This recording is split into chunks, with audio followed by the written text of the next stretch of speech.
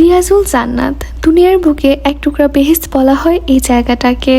প্রত্যেক মুসলমানের জীবনে স্বপ্ন থাকে জীবনে একবার হলেও রিয়াজুল জান্নাত ভিজিট করা, যা দেখলে চোখ শীতল হয়ে যায়, যেখানে অবস্থান করলে সিক্ত হয় মুমিনের হৃদয়। রাসূলুল্লাহ সাল্লাল্লাহু সাল্লামের হুজরা থেকে নিয়ে মসজিদুল নববীর মিম্বার পর্যন্ত যে জায়গাটুকু আছে তাকেই বলা হয় রিয়াজুল জান্নাত। তোমাদের বোঝার সুবিধার্থে আমি স্ক্রিনে একটা ডেমো ছবি অ্যাড করে দিব।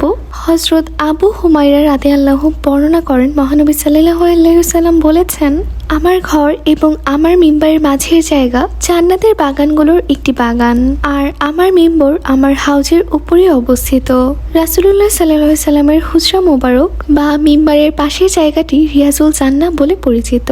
মসজিদুল নববীর ভেতরে রিয়াজুল জান্নাহ বা জান্নাতের বাগানের অংশে কয়েকটি স্তম্ভ রয়েছে, সেগুলোকে রহমতের স্তম্ভ বা খুঁটি বলা হয়। বিশ্বের বিভিন্ন জায়গা থেকে রাসূলুল্লাহ সাল্লাল্লাহু আলাইহি ওয়াসাল্লামের প্রতি ভালোবাসা প্রদর্শনে হাজারো মানুষ এসেছে নবীর রওজা জিয়ারত করার জন্য।